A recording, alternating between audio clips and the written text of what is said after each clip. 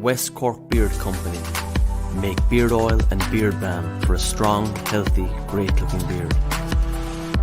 Handmade from all natural ingredients in Clonakilty, West Cork. Check out their YouTube channel for beard care tips and advice, or catch them online at westcorkbeardcompany.ie. For Gooners everywhere, this is the ultimate football app for you. For match highlights, interviews, and the best Arsenal videos and podcasts. Download the free Gunners app now from the App Store and Google Play. Good evening and welcome to the Same Old Arsenal Team Talk. I am your host as ever, Dan Potts, and I am delighted to be joined by three very special guests indeed. First of all, please welcome my favourite Gooner girl, Sophie. How you doing, Soph? I'm doing good, Dan. I'm looking forward to this one. These two guys are two of my favourites, and when they get together, it's always interesting. So looking forward to this one. Yeah, man, I really am looking forward to this, to be fair. Always a pleasure to have you on as well, though, Soph. Thank you. Joining us again, fan of the show, great friend of the show, Arsenal legend, Mr. Super Kevin Campbell. How you doing, KC? Oh, I'm good, man. I'm good. Listen, you see this guy here? Oh, sorry, that guy there? I've known him a long time, man, and he's a top fella. So it's great to have him on and great to be on with you, Dan. Cheers, thanks a lot, KC. And, someone who needs no introduction, ex-Wimbledon and Newcastle legend, Warren Barton. Warren, how you doing, mate? I'm very well, my friend. It's a little bit hot here at the moment. He's going to rub it in. He's going to rub it in. He loves that. I can see Kev sitting there with a big puffer jacket on. I've only got my shorts on. I've got a pair of Speedos and a T-shirt on, but a pleasure to be here. Absolute pleasure. Man, thanks so much for coming on, Warren. Really much appreciated, mate. And I can't say that I'm not jealous. It looks absolutely beautiful where you are, man. It's freezing where I am. So let's get on with it. We've got a lot to talk about, guys. It would be rude not to mention last night. Soph, I'm going to come to you. Wasn't the best of games that we've seen this season. We've seen a lot of dross at times, but last night, at times, it was a dead football game again. Losing Kieran Tierney was a bit of a shock to everybody, and my God, did we miss him. In my opinion, one of the most important players this season, and it really did show for me. What did you make of it last night, Soph? Yeah, it wasn't a great game. First half, I just thought Crystal Palace did their job brilliantly. They were well organised, a typical Roy Hodgson performance. 2 banks of 4 in that first half. We found it so hard to break down and find a killer pass. I think losing Tierney stifled Saka and also ESR a lot. The movement was a bit too slow with Xhaka and Ceballos in midfield. And so we lost a little bit that dynamism that we had in those previous games, Dan.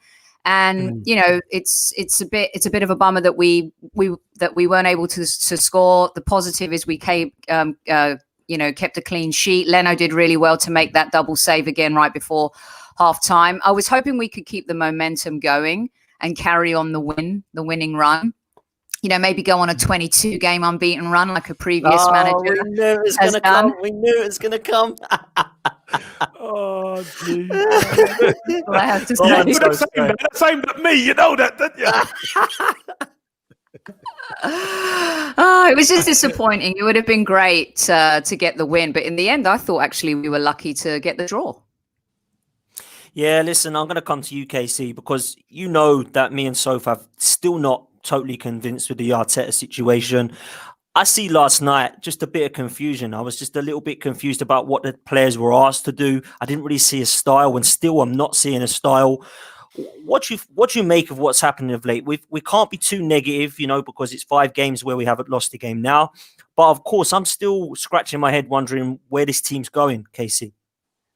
Yeah, look, we're still in transition, Dan, if we're honest. I think the key to it was, Roy Hodgson did play 4-4-2. 2 banks of 4 is very difficult to break down if you cannot get down the outside. And when we did get down the outside, especially on the left-hand side, Maitland-Niles isn't a natural left footer. So when we got down there, he put a couple behind the goal where they were in good positions. If it was Tierney, he would have come onto them. And you're expecting a good ball in, so we got an opportunity to score. You obviously, you don't get those opportunities, and then they game plan, they adjust, and they done really well. We were lucky in the end to keep a clean sheet because, if it weren't for Leno and the woodwork, we were probably going into that halftime a goal down or whatever. So it weren't the greatest performance. I understand that. Look, Maitland-Niles has come in for the first time in a while, and he looked a bit rusty. I've got to say that he did look a bit rusty. His passing was off a little bit, and some of the players was a bit off. There's been a lot of football played, but that is no excuse, obviously, because it can happen. But the fact of the matter is, we've got to give credit to the opposition. They just stifled us, and in the end, you take a point. We're still unbeaten, Sophie. Let me tell you, we're still unbeaten. It's not gone. So, right? So she mentioned 22 games unbeaten. Maybe Warren will have my back on this one. Yeah, I don't know. She mentioned 22 games unbeaten. Was all them games wins? No. Some of them were drawn. But we still went on an unbeaten run, and that. Yeah, but we're unbeaten. That's what I'm saying. We're 5 unbeaten. Look, when we were invincible, we drew some games that we should have lost, but we took it. It's the results that matter. We didn't lose, Sophie. That's what I'm saying. We didn't lose. I see what you mean. Yeah. So you know what? We dust ourselves down, and we try and pick up, and we try and do his mob. That's right, Hasty. Try and do his mob. That won't be hard. I think us 4 can beat that mob. You know what? Dan, and by the way, Warren's a gooner, a big gooner. Yes. Massive gooner. There we go. There we go. So that's a good place to start. He's part of the South London Massive, Dan. He's part of the South London Massive. North London. I was born in Islington, Stoke Newington. I don't go south of the river. I don't go down there. I know how to get them wild. Bandit country over there, mate. It makes me shiver when I think of south of the river.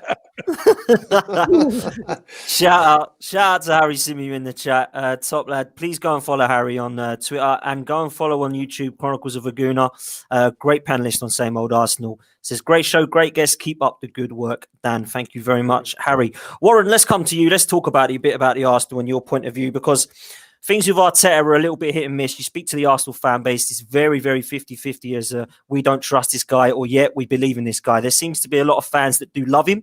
They love what it means to wear an Arsenal shirt and that he understands. They love the FA Cup victory, but fans like me and Sophie are just a little bit confused and not quite convinced yet. What's your take on it, and what do you make of Arsenal this season? Because it's not been a great start. I think going to Crystal Palace game, it was a reality check, and I think I'm trying to go in between both of your guests here and say you should be beating Crystal Palace. Arsenal should be beating Crystal Palace. So I know Kev's saying, well, it's a clean sheet and it's a good point in the end, particularly when they hit the crossbar, on the woodwork. But I think when you look at Arsenal as they are as a club, they should be beating these teams. If I go back to the Chelsea game with the if you like the fantastic free kick and then a fluky cross come shot goal, Arteta was in a situation where he couldn't bring Ozil back. There's no way he could do that. I mean, people was asking for him to come back. I think a lot of Arsenal fans have said, look, enough's enough. He can go wherever he wants to go and good riddance. But he was pushed into a corner to play a lot of the young players. I don't think he really wanted to do it, but they've come out and they've done well. But like Kev will tell you, any young player will hit a wall sooner rather than later. And maybe yesterday was that game because the expectations are high. It should be high at Arsenal Football Club. Arteta has been in this situation as a player with Wenger, and he's trying to emulate what maybe Pep did at Man City. Well, he's not going to be Pep Guardiola. He's got to be his own man. And I've said this before with Sophie and Kev. I think he's been in a situation where he doesn't know whether to play the senior players, play the younger players. But again, what I said before the Chelsea game, he played the younger ones, and they sort of got on a roll. And I think what was disappointing yesterday, you think Palace is there for the taking. I know Roy Hodgson has done a good job. It's solid. It's nice and compact. And I don't want us to be disrespectful, but if you're saying Tierney is going to be your best player and going to change the game, when you've got Aubameyang, Lacazette, other players, that's not Arsenal at the moment. But like I said, maybe that's a reality check for everybody because we got behind Arteta. He won the FA Cup. It was all right. This is going to be it. We've got players. People are smiling. Aubameyang's gone off the ball. Kev will tell you can I rephrase that? Kev never went off the ball like that. He's gone right off the ball. And he doesn't look like he's going to score. He looks a shadow of the player he was towards the end of last season. He needs to take a bit of responsibility. Lacazette had a good chance, blazes it over the crossbar. So it's a reality check of where Arsenal are because the younger players that have come in, Maitland-Niles, as Kevin rightly said, is predominantly right-footed. He's still learning the game. He's still trying to get into it. Saka is another one that, wants to do well, but he's a young player and going to hit a wall. They're going to come good, but the senior players, for me, yesterday, let you down because they're the ones that you need after 4 or 5 games of getting good results. Go and get another one. That's what made the Invincibles because they was driven on by the team, not by Wenger. It was driven on by the people in that team and to go on and be successful. And I think the senior players now need to take a bit of responsibility because the young guns got back in there and got a bit of momentum, got some results, but they're going to hit a wall sooner rather than later. And that's when the other players need to stand up. Arteta is still learning on the job, Kev, for me. I think he's still trying to find. He looks at his staff. He looks around. He looks a bit shell-shocked sometimes. I think it happens quickly so well for him. It's like, this is going to be it. It's not. And he's got to adjust and he's got to go forward. But there's no doubt he's got the personnel, he's got the players. But going back, there's still a question mark. The honeymoon's over. It's a reality check. And maybe these senior players that we thought was as good as we think, like world-class, maybe they're not world-class players because they are where they are. But that confidence they got from the Chelsea game showed you the potential's there. But Kevin, I tell you, when you need your big players in a difficult, horrible game where players are making it difficult, they're showing you inside, there's bodies all over the place, you need one of your big players to step up. And unfortunately for Arsenal, they didn't have that yesterday. And credit to Palace, but I'm looking at that going like Sophie and saying it should be 5 games now winning rather than 4 and a point. But, maybe it equals itself out. But I just think there's a reality check for everybody because the jury's still out with him. And he's got to, I think with Arteta, he's got to not be Pep. He's got to be himself.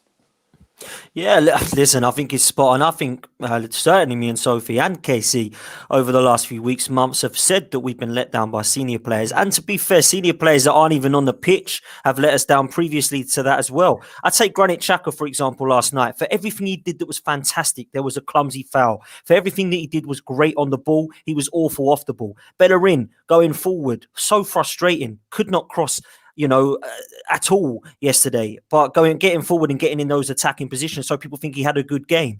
I'm looking at these seniors letting me down like Aubameyang, who started to work a little harder, but it's still the bare minimum in my opinion.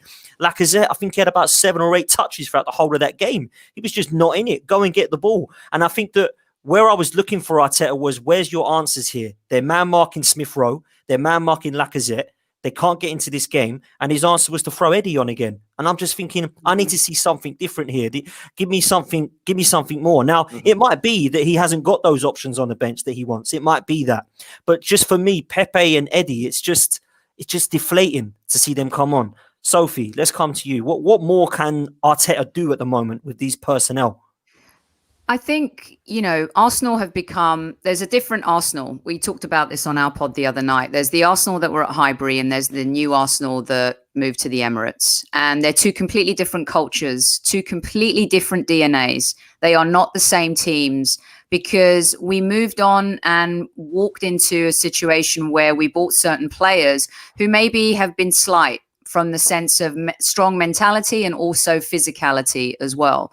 So we inherited, and he's inherited a mess. Unai Emery was the one that really inherited the mega mess because taking over from a legendary coach is not easy. Look what's happened at Manchester United. Maybe Ole now has, found himself a lucky formula. How they're top of the league is beyond many fans, but he's been able to get there. So you may kind of stop and say, well, can Arteta get there? They have much better talent. They've got a much better squad and they've spent a lot more money than we have.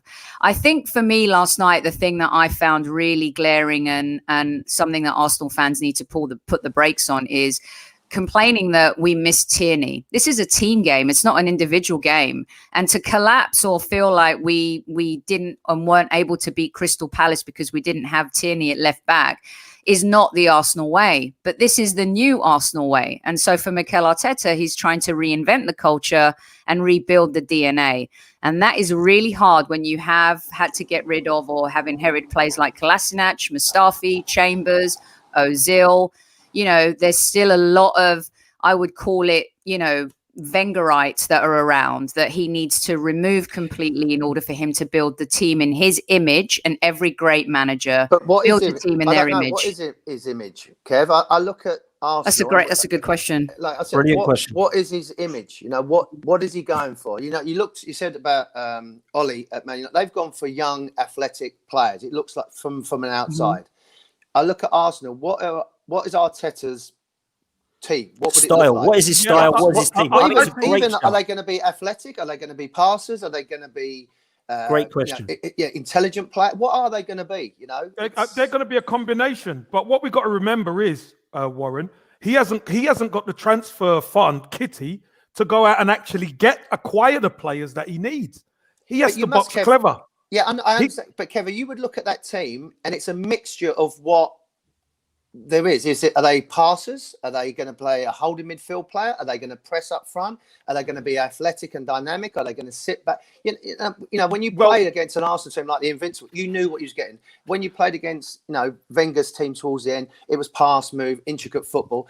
But I haven't seen it. Like I said, he won the trophy, Warren, and I'm not sure what we're going for. Warren, what I will say is this. Mikel Arteta wants to play a pressing game. We'll do it. The problem is, no. Here's the problem. The problem is he doesn't have the horses. But you can't. What you're telling me, Kev, is that you can't say to Aubameyang, Lacazette, and if it's Pepe, whoever it is, or Nathan Miles on that right hand side, or William, who's been hugely disappointing, I want you to press up front. You're telling me them players couldn't do that. It's like you went with George Graham. You had George Graham, and then he said, "Right, I'm going to get it forward." Then Wenger come, I'm going to play it in and play around. You could adapt. Warren, this is the issue. We have seen them do it. This is the problem. We have seen them do it in the FA Cup. But you know as well as I do, in order to do it week in, week out, it takes a lot of effort. It takes a different mindset than just turning up and playing, because you have to be disciplined and everything. And I personally I think the manager's been shocked at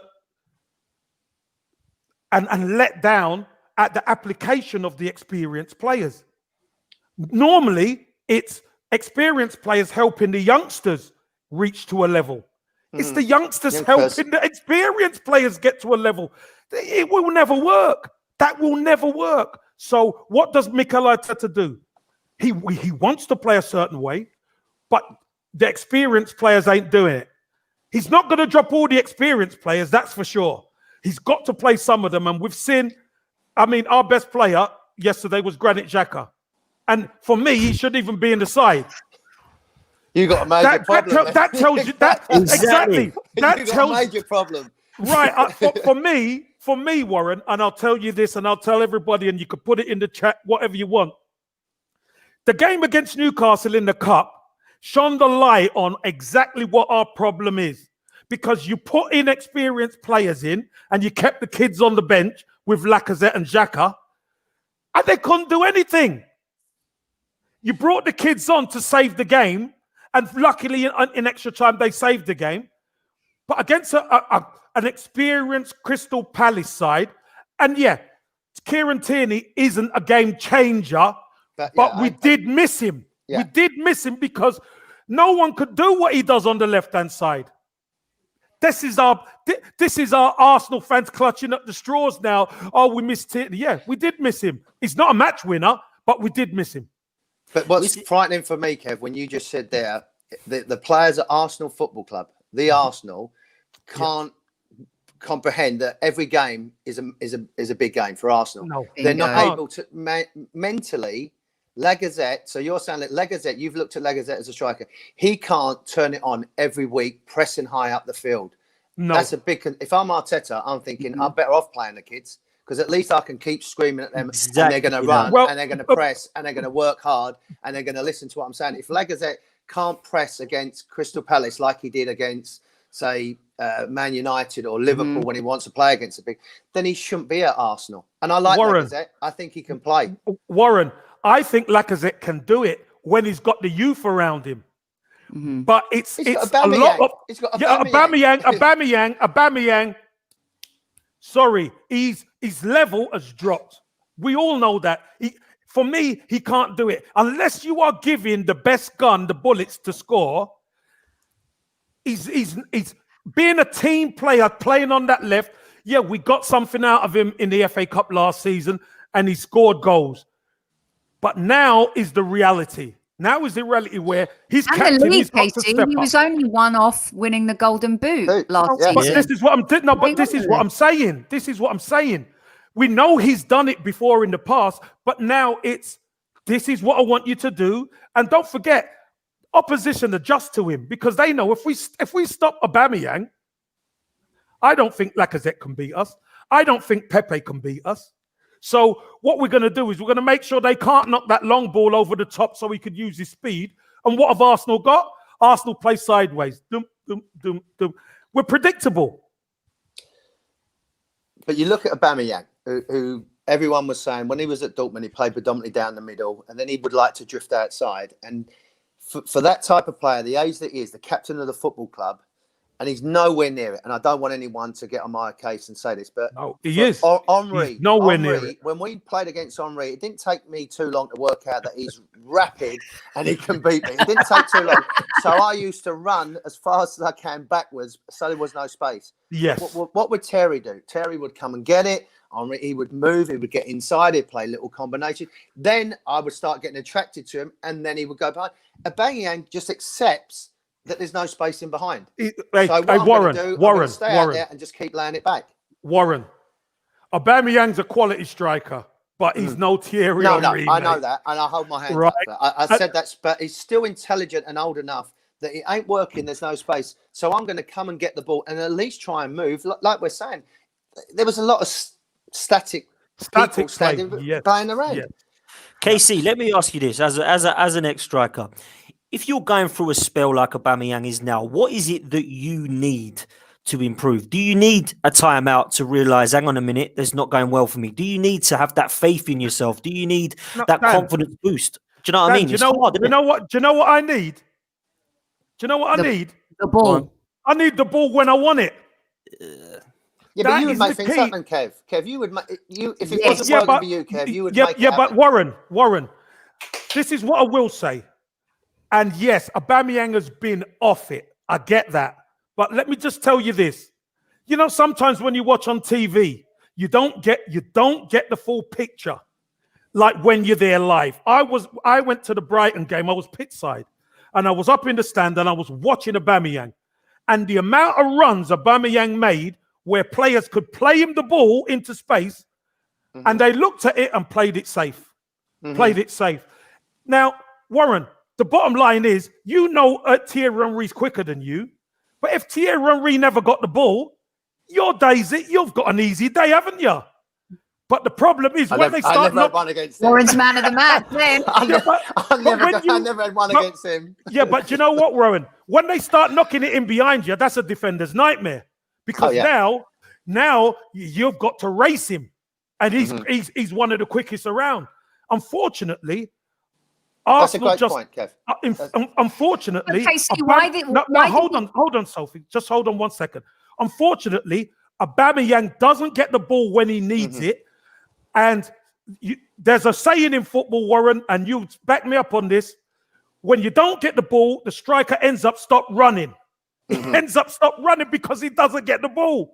So when the striker stops running, they don't play the ball because he's not running. He's been running, but they never played the ball in the first place. So it's something that they're going to have to put right on the training pitch. That's the only place I could see it, or get players who are going to play that ball. Sorry, Sophie. No, I was just going to say then, why did he sub when he brought on Thomas Partey? Why did he take off Ceballos, the one person that was gone? Thanks, Mr. Barton. I said that to my son. I said, you're bringing on him who's another, I think, a destroyer, holding player. Let's get... I said, at least he can find a pass. But Kev, that's a great point. We don't see that. I don't see that Aubameyang making these runs. The only thing I would say is keep doing it. It's down to the other. Yeah, you have to keep doing it. It's hard. That's hard. Yeah. But again, you want someone, a creative player. Why take off someone who, again, a team that's going to pin back? Why do you need two Xhaka and hold a midfield player? I don't know why you need that. Take him off, Xhaka, because it ain't happening for him, and put another one on that can get a little bit further up the field that can find that pass. Hey, let's be honest, Xhaka was our best player yesterday, so maybe just... going back to my first thing, that's your biggest problem. Yeah, and I agree. That is the biggest problem. Granit Xhaka is the best midfielder we got. Let that sink in. That is unbelievable. I mean, No, he's obviously not yesterday, Thomas Dan, Partey. yesterday. Thomas Partey is. that- But yeah, Granit Xhaka. I mean, listen, I don't want to go into Granit Xhaka because I get slated about the abuse I give him. I just don't rate the guy. I've got to bring this super chat in. Kev, will come to you. Me and Soph have touched on this a few weeks ago. Casey, my son, your son scored against me on FIFA. AFC should sign him. Great podcast. Keep up. Love from LA. We're going to come into this next super chat because have I lost it now? Oh, here we go. What's Kevin and Warren's opinion on the training and the training pitches? Because they are awful with our injury record. We're seeing again, Casey, that Pablo Marie, Kieran Tierney, Thomas Partey's hardly played for us. Does Russ have a point here? Because for the last 8 years, Russ has been talking about this. What is it to do with our injuries? Has it got anything to do with this? I know, Russ. And Russ, behave yourself, will you? Arsenal's training ground is like a bowling green. It's nothing to do with the pitches. It is Pablo Mari's been playing, so there's maybe a little bit of fatigue there. Remember, he's been out. Martinelli's been out a long time. He's just coming back. So it's always harder when you come back. You get the initial lift of being back. And then when everything starts to settle down, that's when all the tightness starts to kick in, etc. So don't worry about it too much, Gunner Russ. Honestly, it's not the training pitches. It's just the condition of the players. Sometimes you have to be a little bit careful. We've got one more. Thank you very much, all of you, for your kind donations to the podcast. It is much appreciated. In your opinion, what is more important, a solid backup goalkeeper or a playmaker like Buendia, if there would only be one transfer done in January? Believe it or not, guys, the transfer window is open. Not that we would know it because it's 2 weeks in, and yet again, we have done nothing at all, which always winds us up. Warren, let's come to you on that. What's your opinion on Arsenal? Because we brought in Runnison and he had an absolute disaster against Man City in the League Cup. Leno, I always think is great, and I still believe he's great. But I still believe there's a creative midfielder needed above anything else. Would you agree with that? Yeah, I'd go with a midfield player. I think if you can say to a goalkeeper, you might have to play every game. He's got more chance of doing that. And Leno looks a good athlete. He looks a good professional. You maybe need a backup goalkeeper, but hopefully you can go along and say, touch wood, that Leno's never going to be injured for longer than a week or whatever, if it is, or rest him in a game. There's no doubt. I think it's on the field that you need someone. Again, maybe looking, and I don't know, but like a younger goalkeeper, one of the 23s or someone that's coming through. And going to buy someone, that's not something. I think it's more offensively that you need someone to go out there and play. But Arsenal fans are going to say, "Well, create midfield player. We're paying someone £350,000 a week, and he's sitting there." So that's another thing that they may come up and say. But I think it's more of a creative player, and just some new faces. Because sometimes, as I said, at the moment the honeymoon's over. They've done well. Just one or two new faces around the stadium can help you out. Yeah, I'm going to have to agree with that. Casey, what about yourself? Transfer window, we have to do something, in my opinion. It is important that we get outgoings as well as incomings because there is a lot of poison still at the club, in my opinion. One player has gone, isn't he? That's one out. That's a good out as far as I'm concerned. So we have done something. It's not incoming. As Sophie would say, don't let the door hit you on the way out, right, Sophie? Absolutely. Look, the bottom line of it is Mikel Arteta and Edu have to get to work. They have to get to work because, as Warren rightly said, and we all agree, if Xhaka's our best player yesterday, something's up. And there has to be a turnover. We can't keep relying on the kids. Yeah, they are very good and they're talented, but we can't keep relying on them. We need new blood in. We need creative players, and we need people with a better attitude. We need people who are going to stick to the plan. When they cross that white line, they're going to fight. They're going to tackle. And even if you're not playing well, you're still going to chase and harass defenders. Because I think that's what happened when Martinelli, Saka and Smith Rowe linked up with Lacazette against Chelsea. Chelsea couldn't believe the energy that we had at the top end of the pitch. Kev, why wouldn't you play them as well? I would maybe then, if I'm Arteta, say we can't really afford at the moment to get the players we want, or there's no way around with the COVID and the situation. Why wouldn't you say, right, these kids, I'm going to give you 10 games. Get your head around it. I'm going to have a discussion with the 5 or 6 year. You're going to be involved. So make sure you prepare yourself. You're the same as me. What was we? 18, 19, 20 playing. We didn't say you're going to get a rest. You just kept playing. You kept playing for it, and I know the game's different. Warren. The game ain't different. The game ain't different in a sense, but I think with Martinelli, he's been out long term, so you have to be a bit careful with him. Okay. I mean, when you look at Smith Rowe and Saka, they're in the team. There's no messing around, and I believe if Martinelli was fit, he would be in the team because he brings something that Aubameyang and others don't have. He's got an energy. He's got an energy in abundance. Nathan Miles, would you not throw him longer? Like you said, he comes in, he plays him out of position. You can end up losing him a little bit. Set him up to fail last night. Definitely. And do you know what? I love getting Kevin going. I love getting him going. This is what I told you. He's going to take that jacket off. He hasn't let anybody down. No. He hasn't let anyone down. No. Yeah, he was a little bit off yesterday with his passing, but he's still grafted hard. He's still done okay. Just his passing. But do you know what? If you're playing once every 4 or 5 weeks or 4 or 5 games, what do you expect? He's not going to hit the ground running. This is what is baffling to me. We've been left in a situation now where we have 3 right backs in the club and 1 left back. So Maitland-Niles is going over to play on the left side. He's not played for 4 weeks, 4 games, whatever you want to call it. And Cedric plays against Newcastle. I was baffled. I'm thinking, where is Maitland? What has Maitland-Niles done wrong? Maitland-Niles must be sitting there thinking, I should have gone to Wolves in the summer. What am I here for? I can't get ahead of Cedric in the games. I can't get ahead of Bellerin. I might as well go. I can't get in midfield. I need to go. And I think that's a player there who would give 110%. And that worries me. I don't like to see that. Go on, Soph. Sorry. Every team needs a Maitland-Niles. And I've compared him before to Phil Neville. And Warren, I'd love to know your take on this because I've spoken to Casey about it before as well. But Dan, you and I have talked a lot about he's become the jack of all trades and master of none. He's a midfielder by origin. He deputizes much better when he plays at right back. He was squeezed into that left back role yesterday. He was set up to fail. But every team needs a Maitland-Niles, a player that can play in various positions and come in when injuries happen, especially when you have a thin squad or you're a transitioning squad. And it feels like he's one of those players that Arteta's not convinced about. So he didn't let him go, you guys, but yet he didn't and hasn't really used him yet. And then when he does use him in one of the first games that he gets to start, he puts him in a position where he sets him up to fail. Those are the things that bug me about Arteta. It's not that I don't think he can be a great manager in the long term, but sometimes he tries to fit square pegs in round holes, a little bit like Pep Guardiola's arrogance that we saw cost them a Champions League spot last season. Let's be honest, that semi-final, Pep Guardiola completely screwed that team up. They were on fire. They were the favourites to go through, and he made some really dodgy choices. And I feel like Arteta has a little bit of that in him. I'll bring up 2 points. You said, sorry, I'll just quickly there. He's better looking than Phil Neville. So that's the first point. My second point, I'll just go back to myself.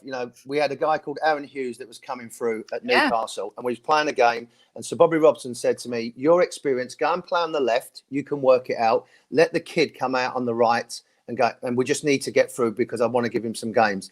He should have done that with Bellerin. Bellerin's had enough games to go and play on the left. Nathan Miles, you're coming back, like Kev said, you've had 4 or 5 games out. You're not going to a comfort zone where you can play the game and see it.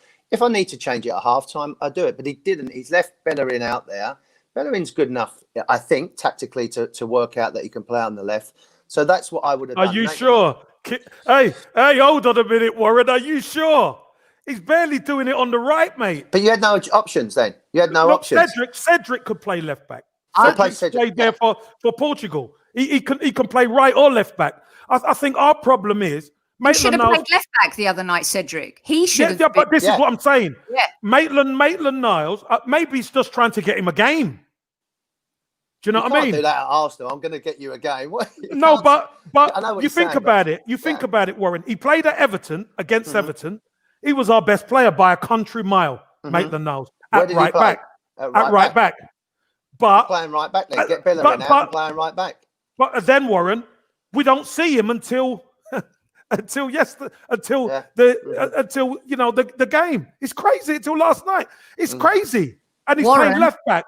Warren, I'd like Arsenal to look at Araujo. Not a lot of these guys know about Araujo from LA Galaxy, the young guy, the right back. Spurs are actually looking at him right now. And, Dan, you were talking earlier about transfers and goalkeeper versus a creative player. And a creative player is obviously someone that, we need. But you look at Zach Steffen right now at Manchester City backing up Edison. He's the American goalkeeper as well. There's a lot of talent in this country, especially goalkeepers, by the way, that you can do some really good business. But there are some interesting players, a lot more talented than, I think Araujo's much more talented than Almiron, who left from Atlanta. He was Atlanta, right, Warren, to go to Newcastle. Yeah. So, I just think we need to be smart. And look what we did with Martinelli. We bought him for 8 million. We could sell him now for 50. This has always been my argument, though. I'm not even asking Arsenal to go and spend 70 million again, unless it's on a player that's proper, like a Jack Grealish or someone like that, that's going to just walk into the side. I am more than happy if we go and get somebody like a Martinelli or even a Guendouzi when he came with £6-7 million, looked like to improve us. I think players like that who are coming in that's younger that can do that, just be that spark for us. I think where we're at now is we do kind of need that big player. We do need that Bruno Fernandes that Man United bought last January to then push them on. I think that's where we're at. We are lacking that. Because if you buy another Smith Rowe, then you've got two Smith Rowes. You need somebody to help Smith Rowe in that position. So for last night, he has a bad game because he's man-marked. That's the time to say, look, you've come in, now we put in that, whoever it be. And I think for me, that's what we have lacked for so long. Now, we need 4 or 5 players. Of course we do. We ain't going to do that in January. I think we're going to see some more outgoings before we see incomings in terms of Ozil and Socrates and potentially somebody else. But I think in terms of us something coming in, it needs to be something special now to take us forward because we're 11th for a reason. Do you know what I mean? The table does not lie. We need something in that final third. And last night, we did not have it. So, Casey, I'll come to you on this one. Transfer window, we're halfway through it. Do you think we have the ability to get that one player in to lift the side like Bruno Fernandes did for Manchester United? No. Great example. No, we don't. Because we don't have the money, and we have to get people out to lighten the burden on the wage bill because it's a balancing act at Arsenal right now. And hence why a lot of the time, Arsenal didn't go for the big, so-called bigger name managers because they would have wanted a transfer kitty because it's their reputation on the line. So, look, we are in transition. We have to move and shake a bit. There are some good players out there, and there are some potentially some good business to be done. It might be loan players, but you know what? I'd rather get people in on loan to have a look at them first. I look at, say, what Sir Alex would do sometimes, and whether it's and a little bit like Ollie's done now with and Mourinho did it with Zlatan, got him as a stopgap, a personality, a figure that's going to say, "Don't worry about it, coach, on the field. I'm going to deal with this lot." And when you go through with someone, like Edison Cavani that's gone to United, I know he's been in and out of the team, but he's got a presence about him when he plays. People respect him. Maybe he hasn't got the legs. I'm just thinking for Arsenal. I mean, look what Zlatan's done in AC Milan. I'm not saying absolutely killing it. He might have been someone. I mean, I know Arsenal. You want to go a bit more forward and you want to start bringing in players for the future, etc. But maybe look at someone that can come in and be that Fernandes. It doesn't necessarily have to be a young age or a big player in the prime of his career. It could be an experienced player that just needs a little bit of life to get away from somewhere. To have 2 years. I mean. Warren, don't start all that, Warren. Don't start all that. As long as it's not Diego Costa. When we get Louise and Willian in the experience, bloody hell, it don't work out. Arsenal fans go on meltdown, Warren. But Kev, you just said about not having money and contracts and stuff, and we went and handed this mega contract to Aubameyang, who's 31 years old, and this mega contract to Willian, who's 32 years old, and you want to sit there and talk about not having money? We keep mismanaging the bloody money. Hold on a minute. What is the transfer fee that Arsenal paid? It doesn't matter. We're still paying Willian those wages. No, but that's what you don't understand. It does matter. No, but you're talking about freeing up money, and it doesn't matter if it's transfer or what you're paying someone every single week. What I'm saying Willian on is 275. We've got Ozil on 350. We've got Aubameyang on 360. Sophie, if you're going to get one of these experienced players like Warren talks about, you are not going to get them for nothing. They're going to cost you an arm and a leg. And we're trying to get one or two of them out the club. We have a billionaire owner who doesn't put his hand in his own pocket. Well, that's another argument. Here in LA. That is another argument. What the question was, do we go and do business? No, but the answer you gave was we need to free up money. We don't have the money. And we went and gave all this money to aging players. It's not that. Wages money is different to transfer money. Because once you buy somebody in the transfer market, you still have to pay them. I thought we were just talking about money, whether it's transfer or what we're paying them every week, because we need to nickel and dime wherever we saying we've got to get people off the wage bill. That's what I said.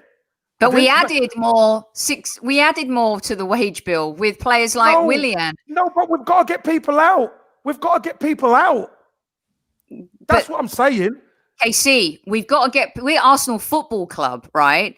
We don't matter who we are. We used to shop at Harrods. We gave Kolasinac 6 figures. We gave all these players all these contracts. Sophie, we used to shop at Harrods. We shop at Lidl now. Mr. Buy-Right. We shop at Mr. Buy-Right. Kev, you said it as well. There are some good players out there for cheap. I think Premier League, and it's not just Arsenal, I think they get lazy. They don't look around, they don't do their homework, they don't find out about these people. They think, we'll get William, we'll give him X amount, he's on a free. What we're saying at the moment, Arsenal haven't got that money. So maybe someone on a free transfer, pay her wages for 1 year, so you're not tied to him for 2 or 3 years, get them in for 1 year to bridge over that gap to then help the younger players have another year under their belt, and they might be ready to go on. I mean, again, not saying it, but Cantona, when he went United, he was there for a reason, and then obviously went on, and the younger fledglings come. I know what you're going to say, Kev, but there's got to be some logic behind what you're trying to do. No, I understand, Warren, but who do you get? It's a lottery. Let's be honest. Well, not if you do your homework. Not if you get off your backside. You do your homework, but it's still a lottery. It's still a lottery. That's the problem. It is still a lottery because a Cantona when you're spending comes around 50-something plus million, it's a lottery. 50-something million on who? Anyone. Just spending anything. It shouldn't be a lottery. It should be methodical.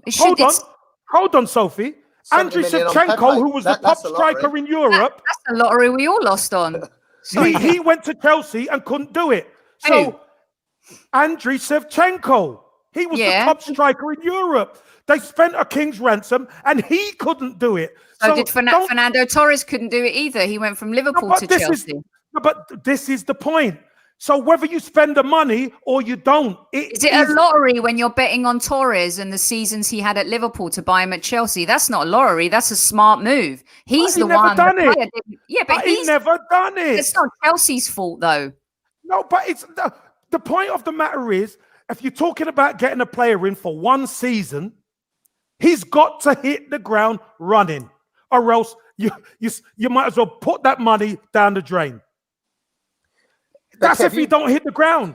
But you know, someone like Zlatan, Edison Cavani, that their pedigree of what they've done for the last 15 years gives you an educated guess that they're going to be pretty good for a year. You think I'm going to take my chance, or do you go and spend? Yeah, but Warren, let's have it right. Let's have it right here. You ain't getting Zlatan because Italian football suits him. Edison Cavani can't get into Manchester United's team. But are they a better team when he plays for them? No, they're not. You don't. No, they're not. Oh, KC, come on. Edison Cavani makes Manchester United better than Marshall, Rashford, and them guys. No chance. Edison Cavani is a good sub. I'm just going to let Warren answer this one. He's a good sub. Edison Cavani is a better fit down the middle than Martial. Listen, I've just said it. Manchester United are better without Edison Cavani starting. He's better coming off the bench for me. Okay. Yeah, but he still improves them. He still helps them. What don't you understand about their better team with him on the bench? What? Well, they're better team when they're a better team when he comes off the bench and they win. So they're a better Exactly. team That's with the that. point. They're a better Thank you, team. Warren. Thanks, Kev. I knew you'd agree So- with me in the end. Oh, Jesus, man. Where'd you get these two from, Dan? I know, man. I know. This is great debate, man. I'm loving United it. I'm are just top chilling. since Cavani Yeah, arrived. thank you. There You're we go. welcome, How There we many, go. how many games has he started? He's come off the bench a few times. No, how many games has he started? But that's not the point. The point is he's his presence. improved. It is the point. No, it's Warren not. Presence. Warren said, hold on a minute, and you tell me if I'm wrong, Dan. Warren said, get a player like Cantona or Zlatan for a season to come in and see it through. Not from the bench. No, it doesn't starting. matter. He didn't specify No, it that, but you're the one. matter. You're the one that It specified does that, matter. not Warren. No, Warren said that. I didn't say that. Warren said that. You just said it. You just said it, mate. You kept it generic, but you're the one that was saying he had to start. Warren never said any such Warren thing. said, I've already told you what Warren said. It's got to be like a Cantona I forget and what I just said. and the I've forgotten. Zlatan. What was the question? All right? And there you go. And there you go. You know what? So Let's get. I ain't even worried because I know finding a player like that is hard. Yeah, as long as we don't bring in Diego Costa, I'm fine. Oh man, no, let's Okay. not do that. Let's just not No, do but that. hold on. So wrap- Why? Hold on. Why? Why, Sophie? Why? Done. I wouldn't. Why? I wouldn't. What's he done at Atletico since he's been back? No. It doesn't matter. Warren said Zhao about one and- season. One season, remember? A player who's done it. No, Warren? I'm not into this has-been situation. No, come on. Would you do it, Listen, Warren? Diego Costa's very different to Zlatan. And Would you do it, Edison Warren? Cavani. Yeah, At this moment, Yeah. looking at Arsenal, Yeah. I'd give it a go for 6 months. I just think Oh, we have had hold so on. many. Hold on. Sophie. That went quiet. You've gone That quiet, went love. That went quiet over there, didn't it? That went- Listen, love. All right, my dear, I've gone quiet. You know why? Because that is a rancid signing. If Arsenal Football Club want to move up, move forward, and go into a new era with Mikel Arteta, the last thing they need is Diego freaking Costa. I have to agree, man. I don't want any has-beens. I've seen enough Willians, Louises, Kalstroms, and all these players. Oi, you know, Mikel he's- still he's- best. You got, Live We're straight ending enough. up like Mr. By the Byright. way, you got by a the couple, way, you it's got a couple here, Newcastle. Dan. It's You got a couple Newcastle here. now. Don't worry about that. It's a red herring now. It's Newcastle now. You know that. There we go. Pulling the pin and throwing it in now, him, ain't he? We couldn't even sign Well, listen. Jamie Vardy. I'd take Jamie Vardy over Diego Costa Oh, any listen, day of the of week. course, I think Jamie everybody would Vardy take didn't Jamie want Vardy. to come. We So, didn't convince him to Remember come. that? No, Let's remember get- that Jamie Vardy didn't even want to come to the It's because he's Arsenal. the king This of is Leicester true. now. This is true. And you know what? He would probably say that it's worked out in his favour, to be fair to Jamie Vardy. So let's move on. We've got another few minutes left. I wanted to go into Newcastle. Warren, let's come to you. This is a strange one for me, this Newcastle situation, because I don't know many Newcastle fans, but the ones that I do see on Twitter are all kind of giving Steve Bruce out. We've had enough. We've lost to Sheffield United now. Is that a bit harsh? Has it been that bad? Or, I mean, what's been going on for Newcastle this season, Warren?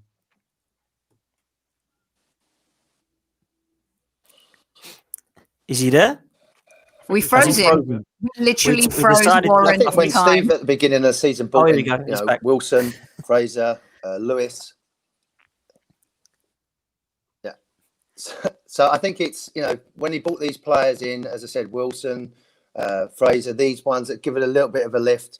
It's the style of football. You know, you touched on what Arsenal are going through and the expectations. And unfortunately, with the history of Arsenal, you talk about the Invincibles and winning titles and winning cups. Newcastle go back to the times of being in the Champions League and obviously going for titles against Manchester United. So there's a little bit of baggage that goes.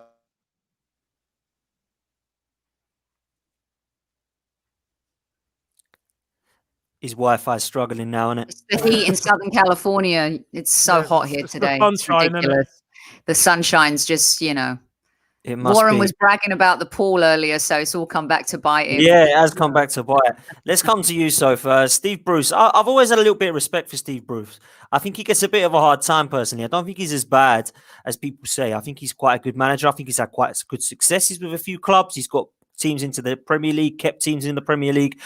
What's your opinion on Newcastle going into this game? Because I thought the other night, personally, I mean, if Andy Carroll had his shooting boots on, we would have been out the FA Cup. So I don't think they're as bad as some are making out, if I'm honest with you. I think the game against Sheffield United was probably the rock bottom for them this season, and the only way is up from that. And as bad as Carroll's shooting boots were, Leno's saving gloves were the ones that kept us in that. You're absolutely right. Last time we lost to Newcastle in the league was, I think, in 2018, and before that, we hadn't lost to them since 2010. In the cup, it's been a little bit different over the years. We've had some really good history with Newcastle when we played them in the cup and stuff. In the league, we've pretty much owned them over the last few years. Steve Bruce, for me, is one of those managers. If we're going to give Mikel Arteta a pass for inheriting a mess, how can you not give Steve Bruce a pass for inheriting a mess? Newcastle United is a dysfunctional family of the highest order, dysfunctional business, dysfunctional owner. They have been the type of club where if someone came in and did buy them, they're like that sleeping giant with some money infused. I think they could go on a bit of a trophy run like Chelsea and City, but it would take a world-class manager. It would take huge investments to overhaul that team and bring in certain players. But when it comes to fans and the type of club, they're the most relevant, irrelevant club. Does that make sense? Their fans have this grandeur about who they are, but that's only because of how close they've come. They've had Shearer, Ginola, Asprilla, Kevin Keegan. They should have won. Warren will tell you when he comes back on. To this day, he'll talk about how gutted he is that they never won the league that year. I mean, he was there the night where Liverpool beat Newcastle 4-3 in that match. And so this is a team that has promised so much and delivered very little. And every manager that comes into it, I think, has a huge task, you guys, to pull off what fans' expectations are. And I think sometimes Newcastle fans' expectations are way higher than they should be. And Rafa Benitez showed that he performed miracles for the few years that he was there.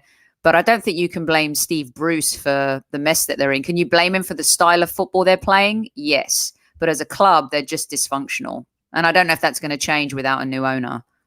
I think you're right. I was just going to say it comes back to us in some similarities to the owner, because we've got an owner that everybody wants out, of course. But Newcastle were in the same boat. And I have a lot of time for Newcastle fans. I think they're passionate. I love the fact they're always in the stadium. I love the fact that they're giving it all with the singing and stuff like that in terms of their passion. I look at the side and the quality of the side, and I think in some respects, and a majority of the respects, it's a championship side. So I think personally, Steve Bruce is doing an okay job. I thought Rafa Benitez worked wonders, and I'd still be a manager that I would take at Arsenal. And I do believe that what Steve Bruce has done has been okay. I appreciate they don't want to be losing to Sheffield United, of course, but they went down to 10 men, and it was a bit of an unfortunate way to lose the game.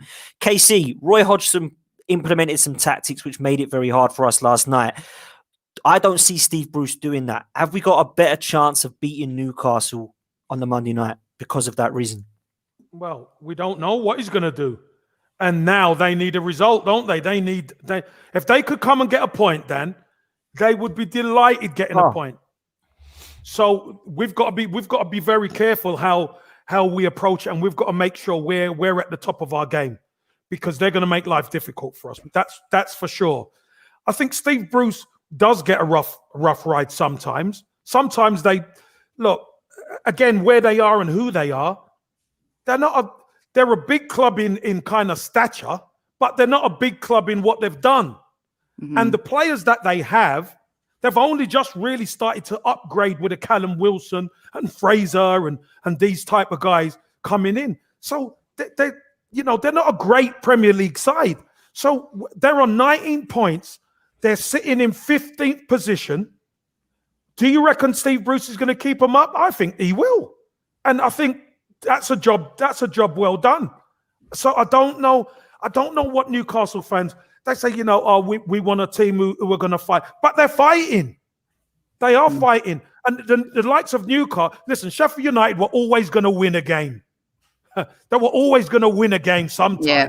And it just so happened that, Newcastle got a player sent off, and then, they end up winning the game.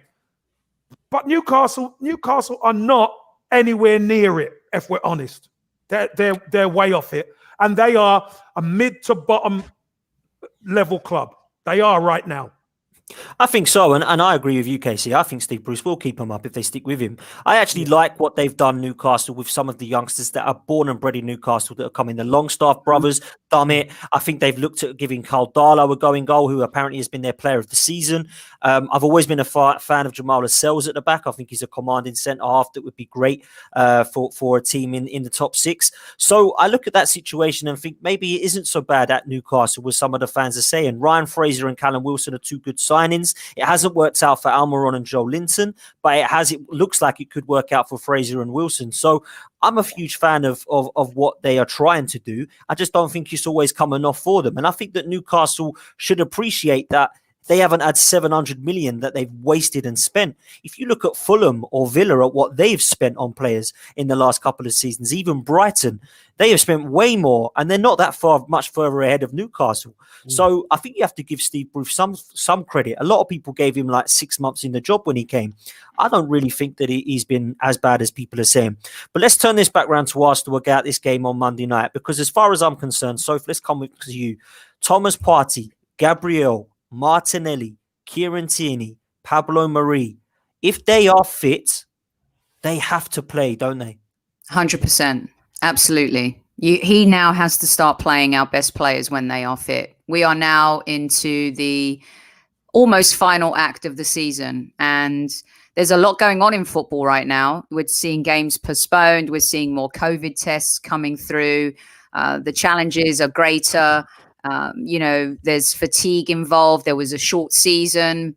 And so it's not easy. But in this final run, we've got to play our best players when they're fit. And it was good to see Thomas Partey come back. If he's fit, he plays. For me, there's a handful of players: Tierney, Martinelli, Saka, ESR, Gabriel. When they're fit, they play. Everyone else, for me, Lacazette right now has to play down the middle. And I would bench Aubameyang and give him a bit of a timeout and see how he rises to the occasion, if he can come on off the bench and affect the game. I don't care if you're the highest paid player or you were the best player last season. What is it you're doing for the team right now? And he's not contributing to the team right now. So I'm more than happy to see him maybe come off the bench, get a goal, get some confidence, get into the groove of things. It's just not working out for him. And Lacazette plays better with the younger players as well. There's this energy about him when he does. So, we have to start our best players now when they're fit. No doubt about it, if we're going to push to get higher up the table. And I would love to win the Europa League. Well, listen, I think all of our eggs need to go into that basket now. I look at the league table and I just think after last night, I'm still sitting there thinking, if we would have won last night, there would have been some Arsenal fans out there that thought we could have got top four. I don't think we got any chance of getting top four this season. We've got a great chance of doing something in a cup competition because we proved that we can be a cup team in the FA Cup. Now, the Europa League is going to be a different kettle of fish to the FA Cup. Yes, it's over 2 legs, it's different competition, and there's going to be harder opposition in Europe. I just feel personally now that is our target. If we get into that Europa League, we get Champions League football. And I don't even want Champions League because we can be financially secure. I hate when people say that. I want Champions League because we're competing with the best. We moved to Emirates, apparently, to compete with Barcelona and Bayern Munich, not Burnley and Bournemouth. Yeah. So let's make sure that we can do that by getting ourselves back into the best competitions. We might go out, of course, but we're competing with the very best. And that's what we all want to see. So, Casey, my question to you is two.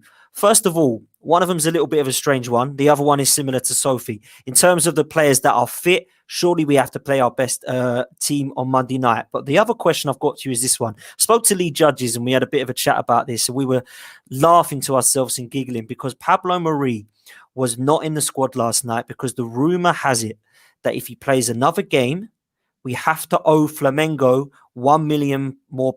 You have to pay him. We have to pay him. So are we keeping Pablo Mari out of the team for non-footballing reasons, like people said about Ozil, to save £1 million and waiting for the Ozils and Socrates to leave before we can then afford to pay to Flamengo? Or is that just nonsense?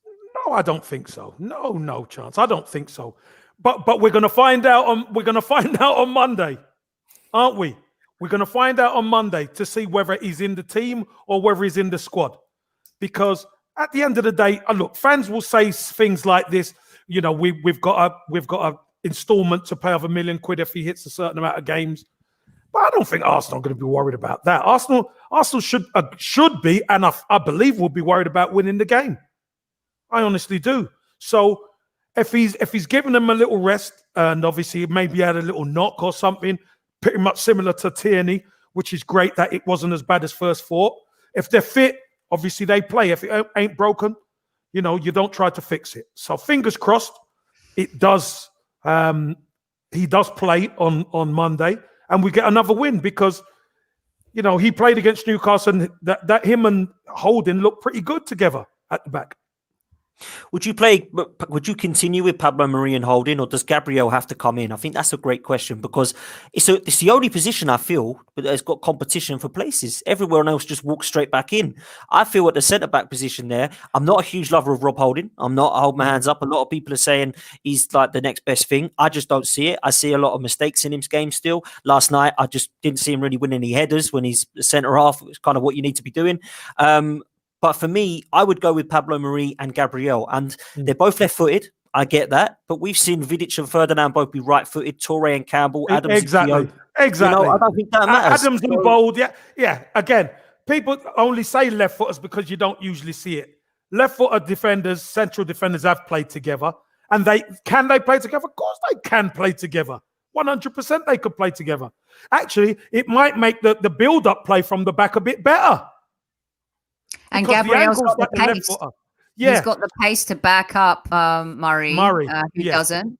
And, if you're looking at, to me, if you've got Tierney, Gabriel, Pablo, and a really good right back, we need to be in the right back business. We also need a backup left back. I was actually hoping that we would have got Kostas Tsimikas from Olympiacos in the summer, but he ended up at Liverpool. And we saw how well he played against us in Europa League. So if you can now, the CB position, Rob Holding's a smart signing to keep. Let's be fair to him. He's done pretty well this year when he's been asked to come in, and he's done pretty well when he's been asked to come in big games. Has he made mistakes? Yes. Is he a world-class defender? No. But you just need players to do their job. And as well as having world-class players, sometimes you just need those.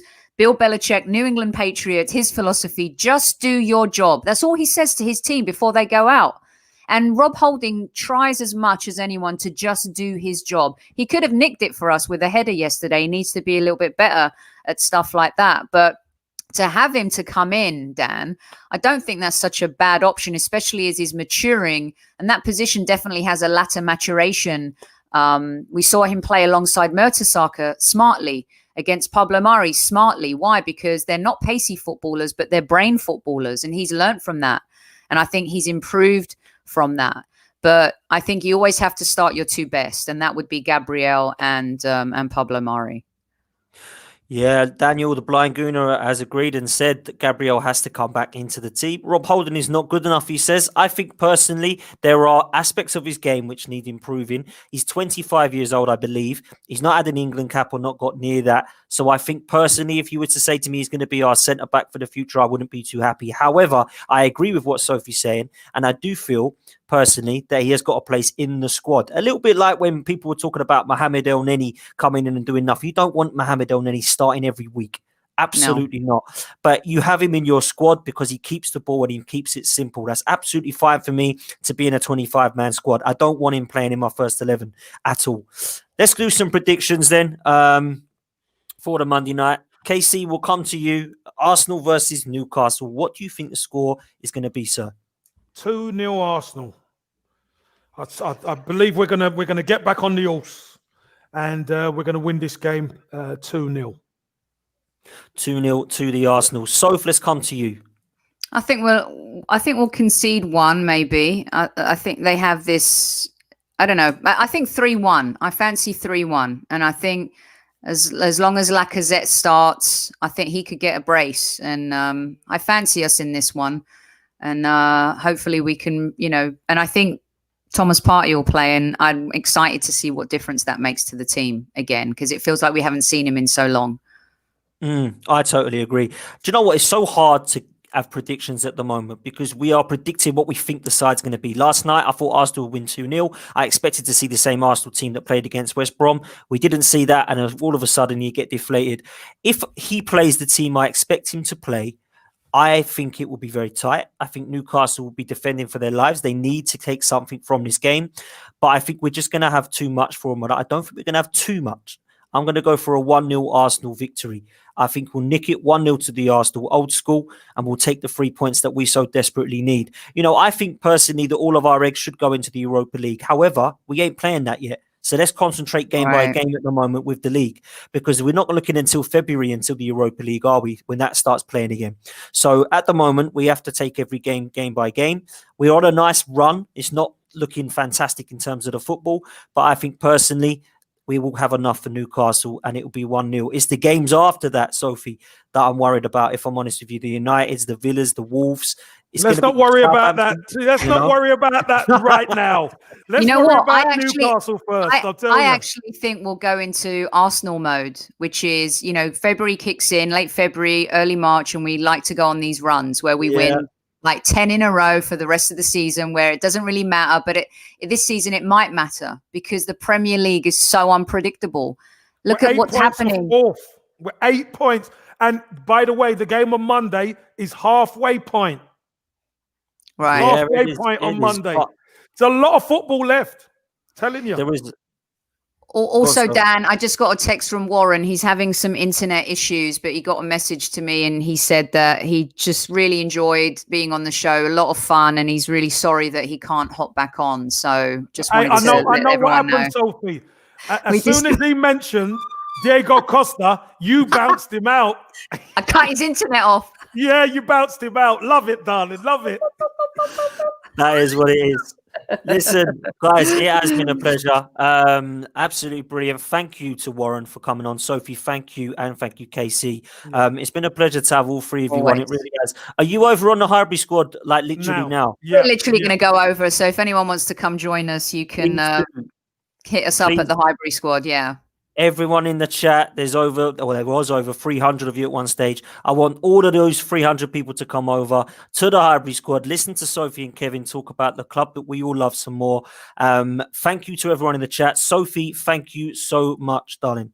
Oh, you're welcome, Dan. You're a rock star. And I love the show, and all the gang at Same Old Arsenal. We're always happy to we're going to do, well, maybe I won't say it yet because Craig and I have been talking about something. So we'll save that. We can let people know what we might be doing during the international break. Listen, we love the show. We love the Highbury squad, and we are always welcome on the Same Old Arsenal, as we do Super Kevin Campbell. KC, thank you so much for tonight, mate. Bo, love it. Hey, Dan, as always, great. Love to come on. Love to debate and have some passion, especially with my pod sister up there. Always great, mate. And Warren, I know Warren's a wind-up. I've known him since I was like 5 years old, that little bugger. So... So thanks, Sophie, for cutting him off. And hey, host with the most on the Same Old Arsenal. Thank you very much, Dan. No, thank you both so much. And thanks to Warren. Cheers. Absolutely enjoyed it. And thank you everyone for joining us. Thanks for everyone in the chat. Please don't forget to go over to the Highbury squad and listen to more of Sophie and Casey. Until next time, up the Arsenal.